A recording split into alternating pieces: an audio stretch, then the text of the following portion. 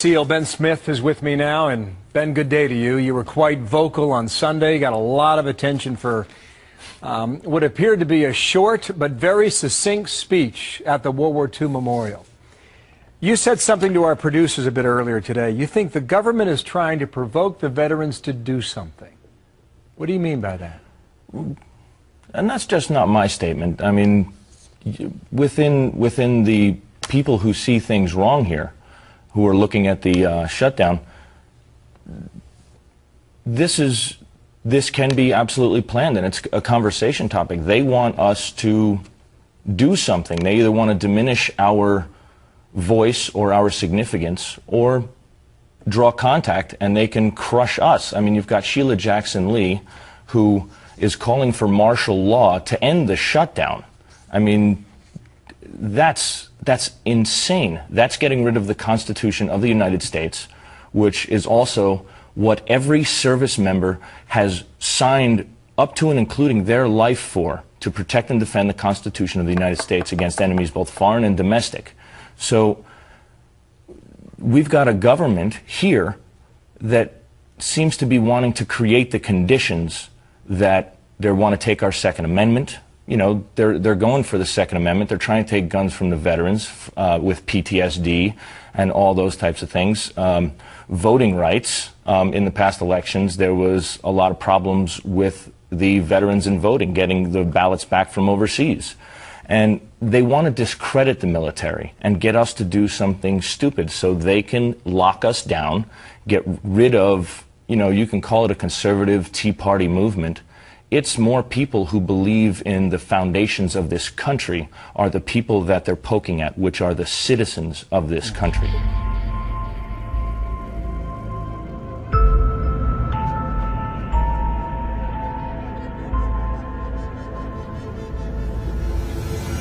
A couple of weeks ago, this would have been filled with people. It's been seen in 176 different countries and raised eyebrows from England to Everett. But now ratings for the YouTube sensation known as Tweaker Cam have dropped off considerably. We have 1.5 million upset people. They want us to find entertainment for them. And we're just tickled to death that it's very boring. Fed up with a homeless camp that's plagued his neighborhood for years, Gary Watts recently set up HD video cameras outside his Everett business. They captured grim images of people shooting up in broad daylight. Today, that very same street corner, dubbed Tweakerville, is a ghost town. Can you imagine Christmas coming, and then all at once, in a matter of 2 or 3 days, you see the place clean up almost totally? Since the cameras went up, police arrested 16 people between here and a nearby park. The dealers seem to have disappeared, but where did the dozens of others go? We're not sure, but we're hoping they went to one of these fine cities around us.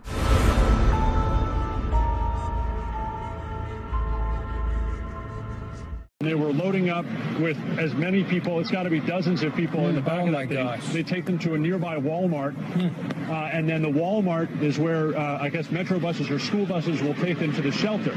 The question is, what shelter are they taking them to? Because I heard Tom say GRB is overcrowded and or not overcrowded, but at the capacity they had planned for. So I think they're, gosh, I certainly have that question. I don't know if we've answered it. But that's what you mean when you say disorganized organization, because there is at least some kind of system. I mean, earlier we've seen reporters have situations where people come out of water like this, and it's late at night, and they're wet, and with their children and their pets, and they really have nowhere to go. At least they have a system where they're taking them to a Walmart where they can be inside and wait and figure out what comes next.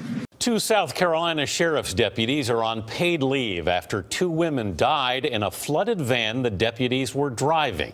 Nicolette Green and Wendy Newton were being transported to mental health facilities when floodwaters overtook the van Tuesday night. In South Carolina, law enforcement officials are responsible for taking people to facilities where they are being involuntarily committed.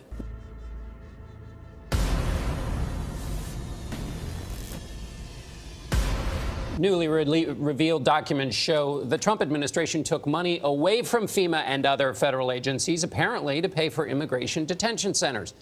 I haven't asked to leave the property, but I'm guessing that's about what's to happen. Yeah, so I think that's what they're going towards. What was your name again, sir? I'm sorry, Senator Jeff Merkley. U.S. Senator Jeff Merkley. I've now been asked to leave the property, and so I'll comply with that. 2 weeks ago, Senator Jeff Merkley tried to get a tour of an immigrant detention center at an abandoned Walmart building in Brownsville, Texas. Yes, ICE is the conduit for OR to get them to the facility. So we have these are families. These are male-headed households, and they're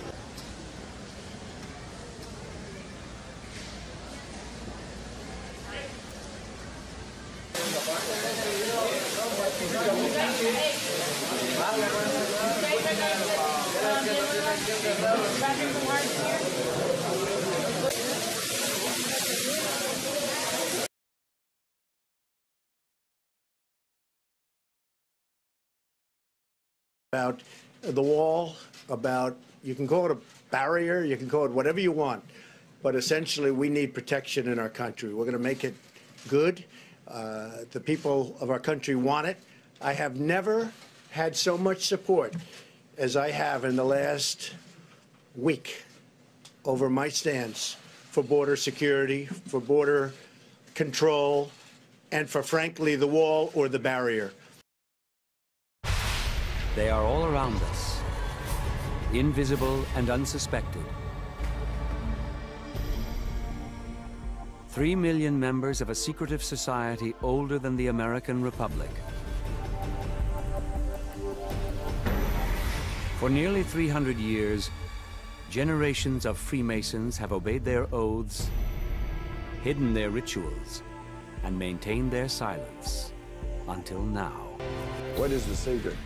See, that's what they don't want to talk about. There's nothing wrong with secrets. I think it adds a facet of fascination to it. In almost every mysterious and controversial event, from Jack the Ripper to the assassination of John F. Kennedy, you can, if you look hard enough, find Masonic involvement. We know who killed JFK. We know what happened at Area 51. Don't ask.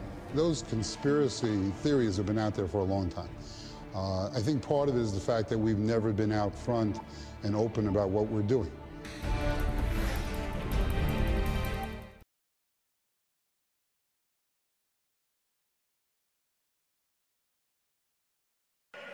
We will finally complete the biometric entry-exit visa tracking system, which we need desperately.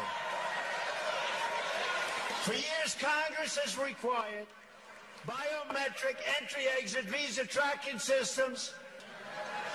In my administration, we will ensure that this system is in place. And I will tell you, it will be on land, it will be on sea, it will be in air. We will have a proper tracking system. And that's the people in the government. Make sense of this. We're looking at the World War II memorial there in Washington. I mean, it's essentially a sidewalk that comes off the mall. Why would the government put up barricades, pay people, spend the money, so that they could install barricades to keep people out? Why would that happen? Well, there's such political dissension in the country. They're thumbing their noses at each other. And the thing is, the American citizen and the American service member are now the battlefield. They're trying to fight over us or to get votes, and it's become a political war game. It's like a cold civil war out there for which way the country wants to go, and the right isn't the right anymore. There's no real political figures who believe in the Constitution. And, you know, I could name a few of them who I would kind of trust on the Hill. It's amazing. Only a few. They're using us. Yeah, and you've made the point clear that, you know, you think the military is being used as pawns in this whole fight.